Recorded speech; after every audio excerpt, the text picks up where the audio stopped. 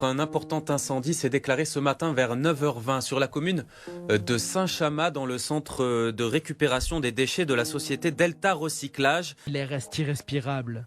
L'incendie est circonscrit, mais continue de consumer les 30 000 mètres cubes de déchets entreposés dans cette ancienne usine de Saint-Chamas. Là, on sent bien que c'est pas naturel. Et ça gêne, quoi. Ça gêne vraiment. C'est âcre, ça prend les poumons. En décembre dernier, le ciel de Provence s'est soudainement obscurci plusieurs jours durant d'une épaisse fumée, pas loin de Marseille, à proximité de l'étang de Berre. Une région dans laquelle on est habitué à la pollution, celle des industries, notamment pétrochimiques. Mais cette fois, c'est de toute autre chose dont il s'agissait avec ce foutu nuage donc, répandant ses particules fines et toxiques. Pendant plusieurs jours, les pompiers et les services de l'État se sont mobilisés pour tenter de contrôler puis d'éteindre un incendie déclenché dans une décharge privée. Pendant ce temps, les habitants du petit village de Saint-Chamas ont dû rester à l'abri, les enfants cloîtrés, interdits de sortie pour éviter de respirer cet air mauvais. Il faudra, au total, plus d'un mois de lutte pour parvenir enfin à circonscrire le sinistre. Le maire de la commune avait pourtant alerté les autorités de l'État, et ce, depuis des mois. On a vécu l'enfer puisqu'on a vécu un sinistre, un feu, en l'occurrence un feu couvant pendant cette semaine, puisque les conditions d'extinction de ce feu étaient très compliquées et très complexes. Mais c'est surtout une catastrophe, j'allais dire, industrielle qui aurait pu être évitée. Cette entreprise s'est installée sur Saint-Chamas avec une simple déclaration et en disant « je m'engage à ne pas dépasser 1000 mètres cubes ». Courant de l'année 2021, voyant que les déchets s'accumulaient, j'ai saisi l'Adréal, j'ai saisi la gendarmerie, j'ai saisi un certain nombre d'interlocuteurs en disant « ce qui se passe n'est pas normal ». La gendarmerie m'a dit « nous sommes sur un terrain privé, une entreprise privée, on ne peut pas intervenir ». L'Adréal m'a dit « y a-t-il pollution ?» Non, à ce jour, je ne constate pas de pollution, donc on n'intervient pas. Il a fallu plusieurs mois de relance pour que, durant l'été, l'Adréal me dise « écoutez, monsieur le maire, sur votre demande, on va mandater un contrôle ». Le 3 septembre, un contrôle a eu lieu par les services de l'Adréal et le rapport montre bien qu'ils ont constaté de nombreuses infractions, notamment un dépassement des volumes déclarés. 3 septembre, il y a eu des procédures tout au long de l'automne pour essayer de demander à l'exploitant de se mettre en règle. Ces procédures ont toujours été démontées par les avocats de cet exploitant. 3 septembre, le contrôle, 14 décembre, le préfet qui prend un arrêté qui dit « vous avez jusqu'au 31 décembre pour vous mettre en règle ». Vous mettre en règle, c'est deux choses. La première, soit vous passez sur un régime d'autorisation, et là on savait qu'il n'aurait jamais eu l'autorisation puisqu'il n'avait pas de sécurité incendie, pas de bassin de rétention, les conditions d'exercice n'étaient pas appropriées, ou vous réduisez le volume. Sauf que le volume au mois de décembre était à 30 000 mètres cubes, alors qu'il s'est engagé à ne pas dépasser 1000 mètres cubes. Donc on sait pertinemment qu'il n'aurait pas, en quelques jours, pu réduire le volume.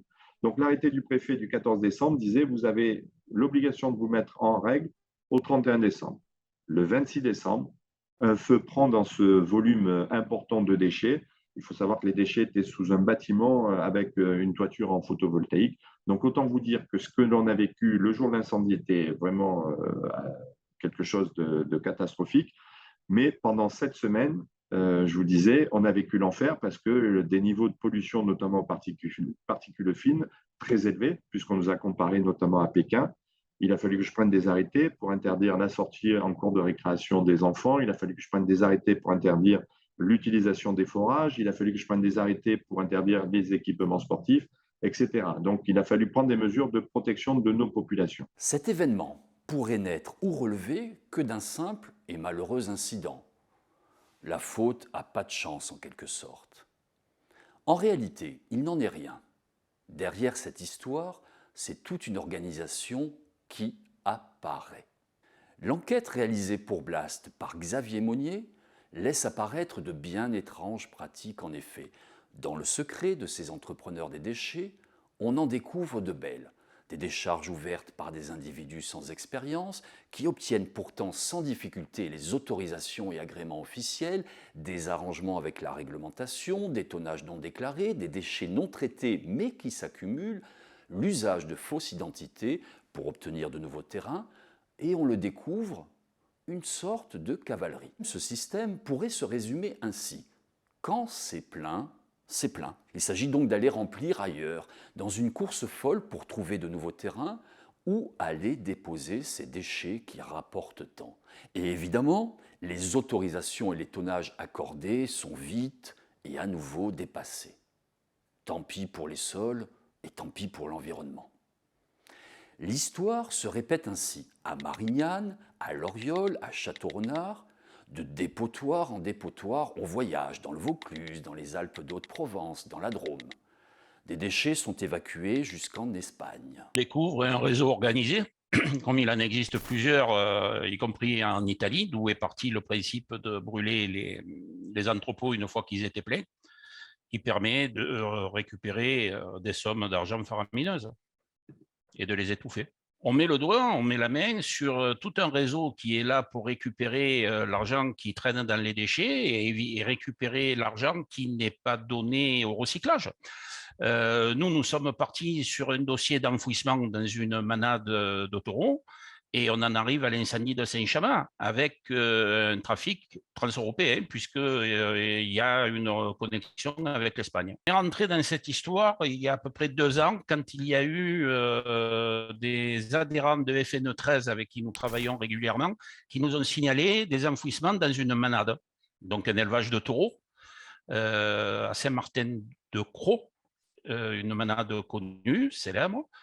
Et à la suite de ça, nous avons commencé à publier et à rechercher. Nous avons trouvé plus d'une douzaine de décharges dans le même secteur. Et j'ai contacté l'OCLAPS, l'Office central de la gendarmerie qui s'occupe de la délinquance environnementale, et on leur a donné le dossier. Ce type d'installation n'a pas besoin d'autorisation particulière pour s'installer, une simple déclaration suffit. Nos amis de FNE sont allés en préfecture demander combien il y avait d'installations du type de Saint-Chamas. On leur en a donné 7. Nous avons fait un travail de recherche parce que dans mes adhérents, j'ai un ancien du recyclage. Il a, en tapant les codes NAF, APE, etc., on a trouvé 322 installations de ce type dans les Bouches-du-Rhône. Donc, vous voyez un petit peu l'échelle avec des sociétés qui sont autour de 2 000, 3 000, 4 000, 5 000 euros de capital et qui toutes dépassent largement les capacités, n'ont pas le matériel pour traiter. Et on voit que les incendies se multiplient. Il y en a encore eu 2 la semaine dernière sur Marseille. Ces réseaux agissent sur tout le sud de la France. Partis de l'étang de Berre, ils mènent dans le Gard, du côté de Nîmes, et ramènent à Marseille aussi, et à des noms qui chantent. Dans son enquête, le journaliste Xavier Monnier décrit cette folle mécanique qu'un incendie de décembre 2021 a mise à jour sous un ciel irrespirable.